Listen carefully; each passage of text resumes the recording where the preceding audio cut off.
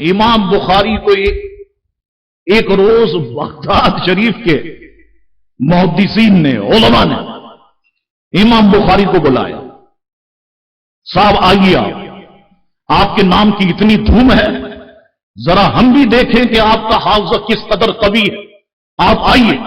اب یہ بڑا زبردست واقعہ، امام بخاری بغداد شریف تشریف لے گئے تو وہاں کے محدثین نے امام بخاری کے حافظے اور علم کی وسعت کا امتحان لینے کے لیے باہمی صلح مشورے کیے کہ دیکھو امام بخاری آنے والے ہیں اور ہم نے میدان میں ایک اجتماع کریں گے اور امام بخاری کا امتحان لیں گے۔ تو باہمی صلح مشورے سے یہ طے کیا کہ 100 احادیث کے متن، اسناد، اس میں ہم رد و بدل کر دیں گے اور اس کے ذریعے سے جانچیں گے کہ امام بخاری کا حافظہ کس قدر قوی ہے، علم کی وسعت کہاں تک ہے۔ چنانچہ 100 احادیث میں سے ہر ایک کے متن کو دوسری سند کے ساتھ اور دوسرے کی سند کو اس کے متن کے ساتھ ملا دیا۔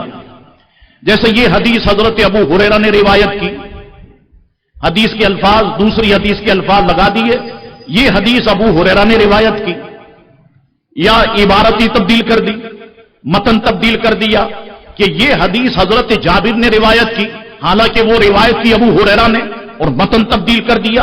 100 اس طرح سے احادیث مقدسہ امتحان لینے کے لیے انہوں نے اس طریقے سے کر دیا، اور 10 آدمی سوال کرنے کے لیے منتخب فرمائے اور ایک ایک آدمی کو 10 حدیثیں یاد کرا دی، اس کو اس طریقے سے یاد کرو، اس طریقے سے بیان کرنا۔ 10 صاحب سب تیار ہو گئے، تاریخ مقرر ہو گئی، امام بخاری تشریف لائے، ہزار محدثین، مولوی نہیں، محدثین، اللہ اکبر، فقہاء، عوام، خواص، سب جمع غفیر ہے۔ جب مجمع پرسکون ہو گئے تو جس طریقے کی پلاننگ تھی اسی پر عمل ہوا۔ ایک شخص کھڑا ہوا اور اس نے ایک ایک کر کے 10 حدیثیں بیان کی۔ اب محدثین نے پوچھا امام بخاری سے، بخاری بتائیے یہ 10 حدیث کے بارے میں آپ کیا فرماتے ہیں؟ فرمانے لگے میں اسے نہیں پہچانتا۔ جو عوام تھی، جو جھولا تھے، وہ تو خوش ہو گئے، صاحب دیکھو دھوکہ دے دیا امام بخاری کو۔ ادھر جو محدثین اور اکابر علماء بیٹھے ہوئے تھے وہ سمجھ گئے کہ امام بخاری کا دماغ کس طرف چل رہا ہے، کس طرف حرکت کر رہا ہے، وہ سمجھ گئے۔ اللہ اکبر، دوسرا بندہ کھڑا ہوا، اس نے 10 حدیثیں بیان کی۔ امام بخاری کی طرف محدثین نے پوچھا جی امام بخاری آپ کیا کہتے ہیں؟ فرمانے لگے میں نہیں جانتا۔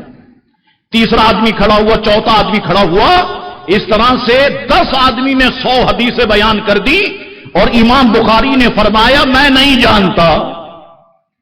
اب عوام خوش ہے لیکن علماء خاموش ہیں۔ امام بخاری فرمانے لگے وہ پہلے آدمی کو بلاؤ، لاؤ اسے ذرا سامنے۔ 10 حدیثیں بیان کی، راوی کا نام یہ نہیں یہ نام ہے، اور عبارت یہ نہیں ہے عبارت یہ، دوسری حدیث کے راوی کا نام یہ عبارت یہ، تیسری حدیث کے راوی کا نام یہ عبارت یہ۔ 100 کی 100 حدیث جس طرح سے مشہور تھی اسی طرح سے امام بخاری نے سنا دی۔ اللہ اکبر۔ بس پھر علماء فرماتے ہیں کہ امام بخاری جب فارغ ہوئے تو مجلس سے تحسین و آفرین کا شور بلند ہو گیا اور حاضرین نے امام بخاری کے خداداد فضل و کمال کا لوہا مان لیا۔ اللہ اکبر۔ یہ شان حضرت امام بخاری رحمت اللہ تعالی علیہ کی ہے